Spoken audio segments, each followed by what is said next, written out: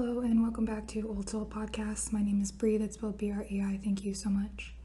Today's film commentary is going to be about the film titled Night of the Living Dead. It was released in 1968. IMDb doesn't actually have a rating for it, but the runtime is 1 hour and 36 minutes. It's under the genre of horror and thriller. I would say that it's probably PG-13 if you consider graphics, although it doesn't get very graphic compared to what would probably be considered graphic nowadays, and that's just my personal opinion. I understand why it's under horror and thriller, specifically for the time that it was released, but I genuinely don't think it's as scary as some other horror genre films. I think that since it's Halloween time, fall time is starting, and it's October, and this is, the seasonal holiday that comes around, even though it's not really my favorite holiday. I don't really enjoy horror films, the genre, and I don't really enjoy fall or Halloween. But I do think that a lot of the times when people are talking about, the scary movies, they talk about it around this time, and a lot of different films come up, but I don't think Night of the Living Dead comes up as much as it probably did in the past, and I think that has a lot to do with when it was released compared to what time it is now in terms of generations and just differences with that. But I personally think it's a really good film, and that hopefully me talking about it shortly will get more people interested in older films such as Night of the Living Dead. I saw this once in college, and for some reason there are things that I noticed with this watch that I didn't notice before or forgot about, because I knew what to expect going into the film just in terms of what the intensity would be like, but I forgot how the characters were in some of the plot, so I was really glad that I ended up watching it again. This is a zombie movie. These zombies are on the slower side. They're not really quick. They don't look really scary. They don't look like the Walking Dead type zombies. Again, this is the 1960s, so take that as you will. They only had so much, But I do think that older films, sometimes when you watch scary movies, they can be kind of comical because, the graphics were different and so on and so forth. This movie was shot in black and white. I don't know if they have since updated it and given people a version with color. I don't think it needs that, but I'm just saying I don't know if it has that. I just watched it in black and white. And there are a few times in this film where the zombies do look kind of scary, their teeth look kind of rotted sometimes, and there's a scene where one of the characters encounters a dead body, and so that kind of, you can see that they had to use some sort of prosthetics and dummies or whatever for that. I think that the fear of the unknown and the what if is more of the intrigue in this film, and the intensity that the characters bring as each of them are coming in with their own life experiences and what they have been experiencing in the last few hours with this sudden outbreak. I think that making a bunch of characters be secluded in this home that none of them own and trying to find a way to survive in circumstances where they're not given a lot of guidance, and kind of later, but not really. It's clear that no one really knows what's going on, and as they're figuring it out, they're also figuring out how to adapt in very short intervals of time. I think that the zombies are smart though, because, there's a scene where one of the zombies throws a brick or a rock of some sort at these headlights. Whether the zombie does it because it's bothering his eyes or whatever, the strength that they have is pretty intense. And there's another zombie which I'll get into this as I do like snippets of things that stood out to me in a short summary of this film.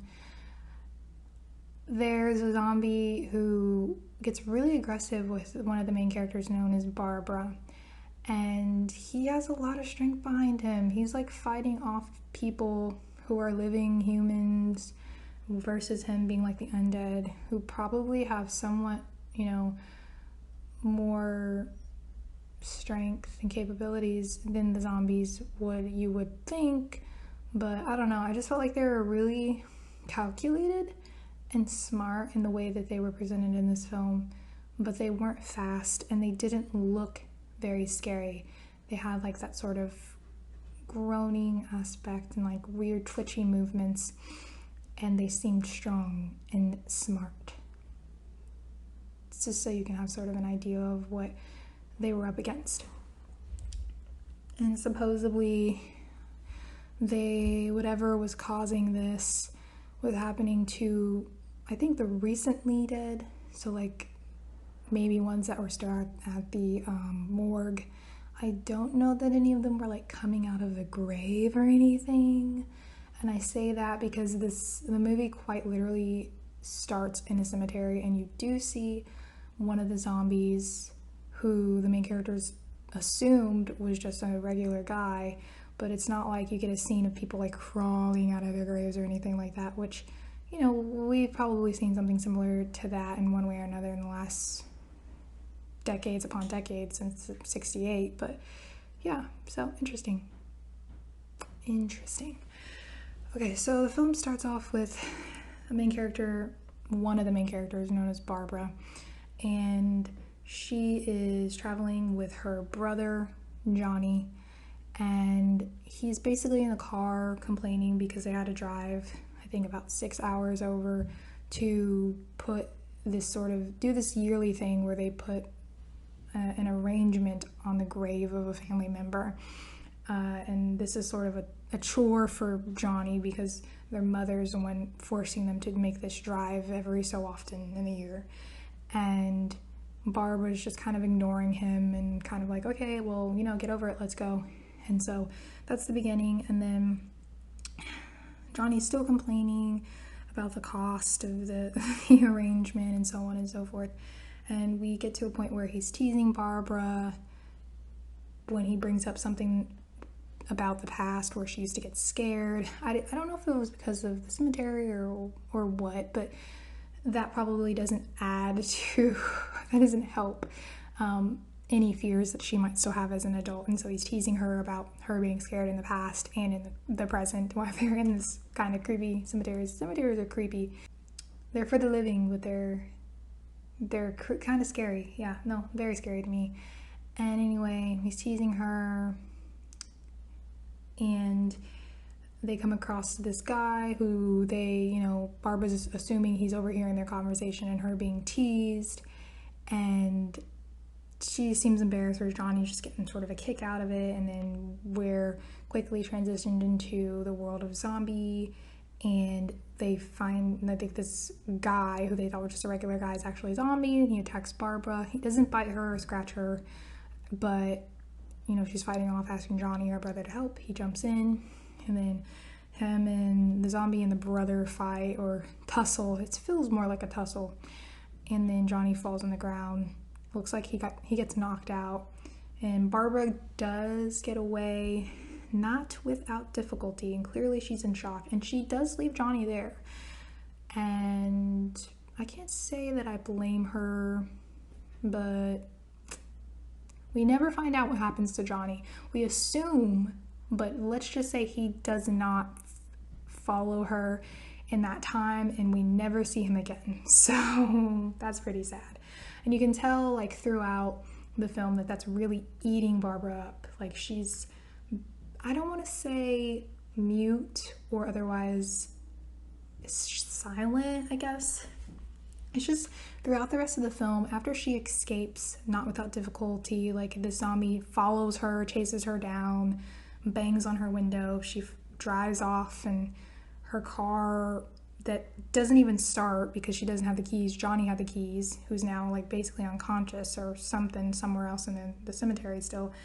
And so she kind of uses gravity, and whatever little button or lever she pulls in her car just kind of goes into drive or whatever, and she goes down the hill, and when it stops she runs out and she sees that house, this like abandoned house, and goes inside.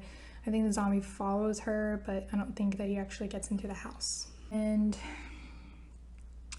throughout the situation that goes on within the house, Barbara becomes very silent, and then she has like these moments of her kind of explaining how she feels and her worries, and then she'll have another bit of silence. It's like she's in shock in the sense that she's completely lost her senses, and she just doesn't operate the same after that experience, which, again, understandable to a certain extent, I suppose. And then we see Ben show up in this car. He's another character, the only black character, might I add. It's important. It's always important. I will say that in horror films, you always see tropes, depending on what time frame you're talking about, but there's usually like a final girl who's like the pretty virgin type girl. It's always like that. There's always like a villain concept trope. Usually there's like an athlete trope, people in a relationship trope, the final girl trope, the black and POC people always die first. Like there's so many things that are like really tropey, and I was just kind of interested in what the 1968 version of horror would do with this. And some tropes are there, I think, others aren't.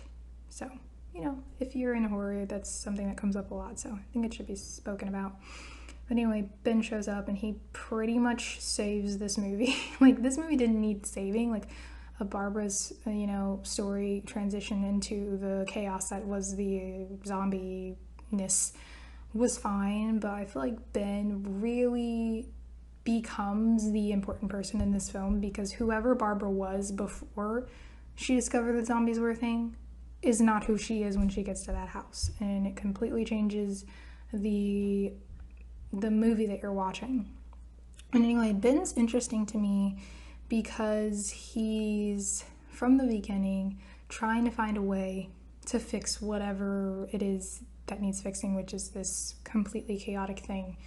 He is really fast on his feet. He's like, okay, we need to board up the walls, find food. Barbara's not really giving him a lot of anything, so he's just kind of watching her and then going on about his day. And so sorry about all the noise. What can you do when you live in an apartment? Ugh, God, I'm so over it. But anyway, he's boarding up the walls. He's trying to make a plan. He's trying to listen out and see if there are any updates for survival. He's checking in on Barbara. He's peeking out and looking at the zombies. He's trying to think of a plan, One of his plans fails, he thinks of another. One of his plans fails, he thinks of another. Yeah, I think at some point, Barbara and Ben both encounter and see that dead body. Ben, moves a dead body away. It was a dead body that was already in the house that I mentioned, and when I was speaking about how graphic it can get, who knows what happened. All I know is that by the time Barbara gets there, the house is cleared. Ben gets there, he sees what Barbara saw, which is another thing that gets her in shock. She finds a dead body. I mean, traumatic. Ben's freaked out by it too, but he kind of puts it in a room so that she doesn't have to see it and he doesn't have to see it, but they know it's there, kind of thing. And a little later in the film, we see quite a bit more than three. 1, 2, 3, 4, 5, 6, 7, 3, 4, 5 other characters who were supposedly in the basement the whole time, but they didn't make themselves aware, and Ben's kind of frustrated. Well, he's more than kind of frustrated. He's annoyed by it because it's like, oh, you guys could have been helping us all this time. Why didn't you come in? And they're kind of like, well, we didn't know what to expect. We were staying in the basement to keep safe. We just came we just showed up to this house. It was empty. We're just trying to survive. They also don't own that house. So whoever owned the house is clearly the person who's dead upstairs or whatever. Who knows what happened. It's kind of eerie not knowing what happened either. That's freaky. So these other characters have names, but they're kind of not that important to me. They're interesting enough, but it's a wife, her daughter, and her husband. And then this couple who ran into them along the way. So I'm just going to refer to the wife and the husband and the daughter and then the couple, because basically I think if you had a script and you were to kind of explain who they were, you could just literally say the couple, the married couple, the daughter, the kid. So yeah, I'm trying to think of ways to bring up scenes that stood out to me without just doing a boring summary. So the husband is trash. He thinks that he knows everything. He has too much pride. You can see that his wife is beyond over him, understands that her husband is ignorant and prideful and doesn't like to take orders, likes to have a bunch of orders.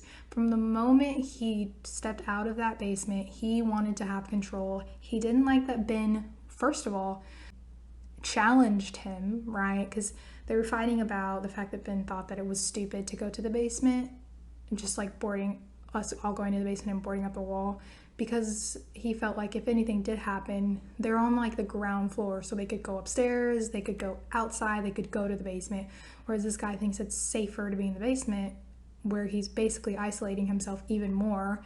And they fight about that basically it feels like the whole movie, and then things just add on that make Ben more upset, which are very reasonable.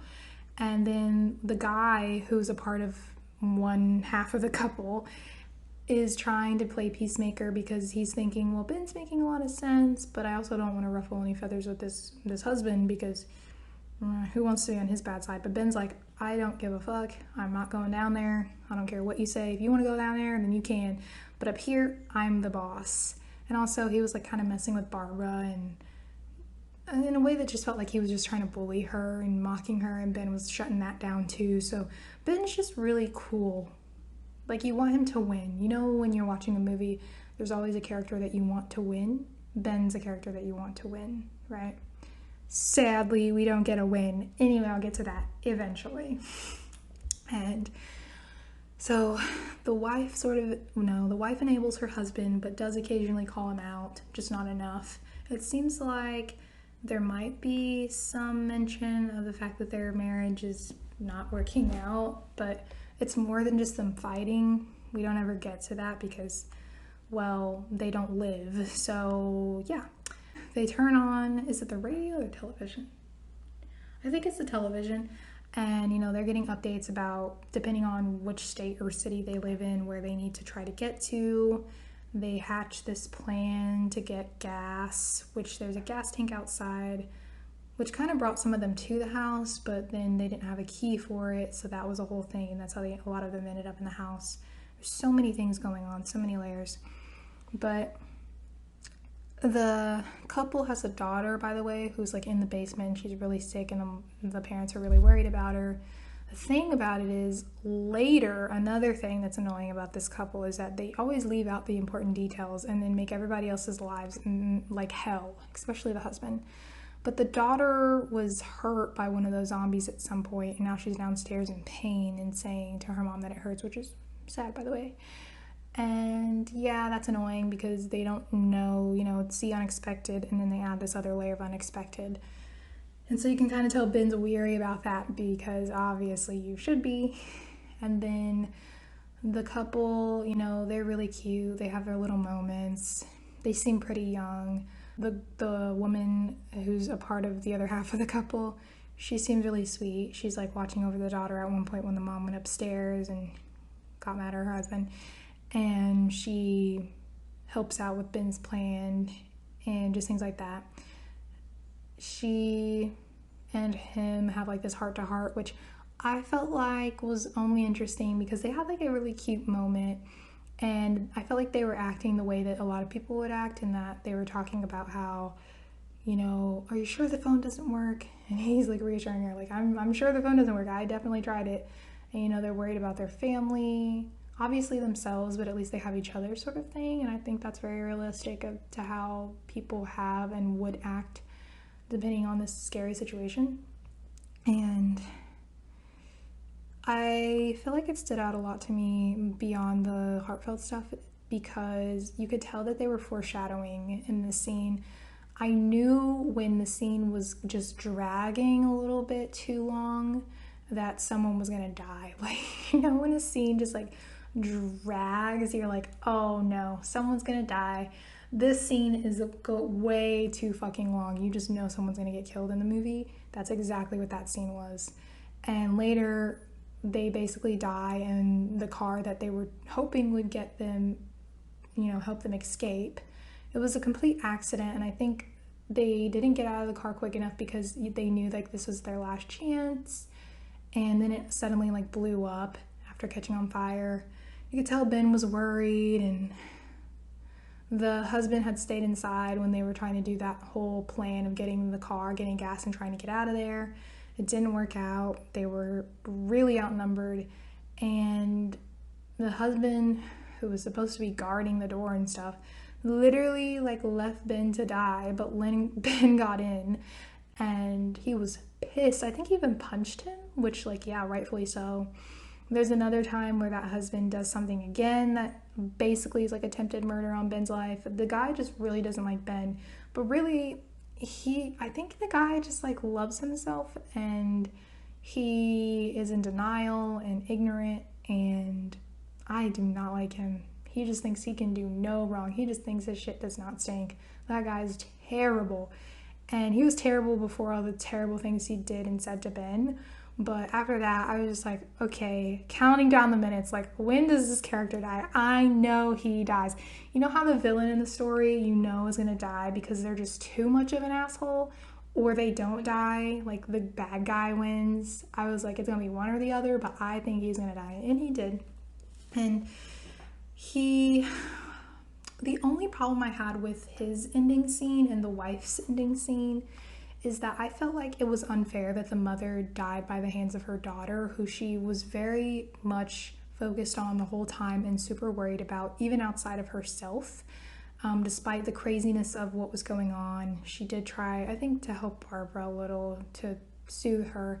And she did sometimes stand up against her husband. Again, it's the 60s, so I'm sure there's only so much women could really do with their problematic husbands. And yeah, her daughter ended up turning into a zombie because duh. And then which is sad, but like still. And then she attacked her mom, which is sad because I feel like the way that the husband died and the wife died should have been switched. I feel like the dad felt like he was doing everything he could to protect his family, but really he was doing everything he could to protect his pride. And I feel that would have been such a clever and sort of detriment or downfall of him if he had been the one to be killed by his now zombie daughter versus the mom, because I felt like the mom deserved a little bit of a better death. And there was also an intense scene where like the zombies had somehow gotten through some of the windows, like some of their arms, and were grabbing her. So there was also that struggle, and we saw Barbara again. We saw moments where she would cut out of her like silent stages and then she would fall back into them. There's a scene way back before a lot of this where Ben and Barbara had this, I guess it's a heart-to-heart. I think it felt like a trauma sesh when it was just the two of them, and they were basically having an external monologue about what they had just been experiencing, and that's when he found out that her brother most likely was dead, and we can assume that he probably was at that point. And Ben explaining how he ended up there and how he felt so alone, and that was a really good, really good monologue on both ends. Really liked it. Barbara died. How does Barbara die? For some reason, I'm blanking on her death.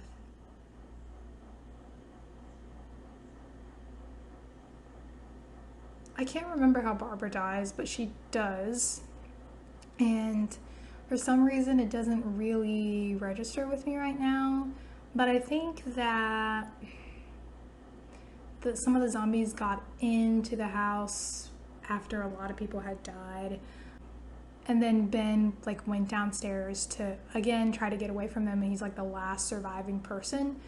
And in the basement he sees the husband who has died, but he's turning into a zombie, so he kills him before he can actually turn. And then the daughter had gone upstairs. I think Ben fought off the wife, and basically he's alone, he's sad. And then we cut to a new scene at the end of the movie, because this is basically the end of the movie. And Ben is like waking up from the night, or coming up, finally getting the courage when maybe he sees the sunlight. And it's so sad because outside we see that the cops and like probably soldiers, military personnel are going around just killing like any remaining zombies. And the thing that makes me so annoyed about it is that it doesn't seem like they're even really trying to see if there's anyone that survived. They're just like shooting anything that moves. And I feel like it's so irritating because that's exactly what I feel like our government would do. Like they would claim like, oh, we're here to help, and then not do any real thorough like checking or caring. Like, oh, you look a little rough for wear. You're probably a zombie. Shoot. Like, ugh, it makes me so mad. But you know what really just killed it for me? Made me absolutely scream inside. Made me so fucking pissed. First of all, the fact that we didn't get a final girl, we got a final guy. That's interesting. Did he suffer? Yes, they always suffer. But he was alive, god damn it. And this is the first time, well, maybe not the first time, but one of very few times where the black character does not get killed in the first 5 minutes. And they're also not used as like a caricature or a joke. I took Ben seriously the whole time. If Ben said we should do it, god damn it, Ben was right, you know? And Ben literally gets shot between the eyes. So he comes up from the basement. He's peeking out. He sees the sun's up. He might hear those people outside, whatever. Clearly, he's not going to just run out there because he doesn't know if they're zombies. And of course, the people who are like going around, who are military personnel, soldiers, whatever, have to be cautious to some extent. But like I said, they're just like really trigger happy, just like not even calling out people's names to see if anyone responds. I'm sure that would be a really good way to see if it's a person or not. They literally shoot him. I don't think he's expecting it because it happens really quickly, and like it looks like he's using sort of like a small little binocular or whatever. They see Ben. They shoot the guy right in like between the eyes, maybe just above by the forehead, but between the eyes, sort of. And Ben dies, and that's just the end of the movie. That's it. Cut to black. Are you fucking kidding me? Not only did Ben go through all of that and not live to see a better day, but to die in such a careless fucking way on their end kills me. I don't even know how I forgot that ending because it's so ridiculous. Ben deserved better. He deserved better. I'm just saying, like, they could have kept him alive. Like, at this point, if he had died at the end and the zombie got him, that would have made me really upset too. But this way, where the people who are supposed to be protecting you are the reason that you died, now that just pisses me off. And I'm sure that they're probably the reason why the zombies even became a thing. Who knows? But man, that really just pissed me off. I'm getting very heated thinking about it now. So basically, that's the Night of the Living Dead. Obviously, I went on my tangents and pinpointed things that stood out to me more than others. And a lot of this isn't in any particular order, but I still think it's a great film and that people should watch it. And I'm going to go to my segment where I, read back some quotes from the film that I thought were some of my favorites. And then we'll be done.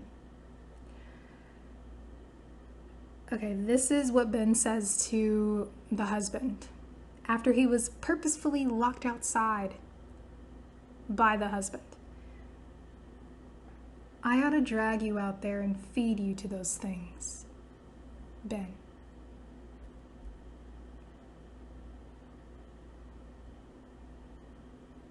Okay, this is a conversation between the husband, Helen, and Ben's in it as well. But he was originally talking to Barbara. Now you'd better watch this and try to understand what's going on. Ben looks at him. I don't want anyone's life on my hands. His wife. Is there anything I can do? And then Ben says, I don't want to hear any more from you, mister. If you stay up here, you take orders from me. And that includes leaving the girl alone. That was Ben standing up for Barbara. Okay, this is in the beginning of the film between Johnny and Barbara. Johnny holds up a cross-shaped wreath Barbara brought for their father's grave. Johnny, look at this thing. We still remember. I don't. You know, I don't even remember what the man looks like. Barbara, Johnny, it takes you 5 minutes. Johnny, yeah, 5 minutes to put the wreath on the grave and 6 hours to drive back and forth. Mother wants to remember, so we trot 200 miles into the country and she stays at home. Barbara, well, we're here. John, all right? Okay, this is a scene between the couple. You always have a smile for me. How can you smile like that all the time? Come on, we've got to move. Tom, are you sure about the phone? The phone is dead out. All you get is a recorded message. If I could only call my folks. They're going to be so worried about us. Everything will be all right. As soon as we get to Willard, we'll call them. They might even be there.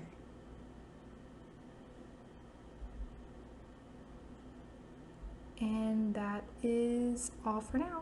I hope you have a good day. Thanks. Bye. They're coming to get you, Barbara.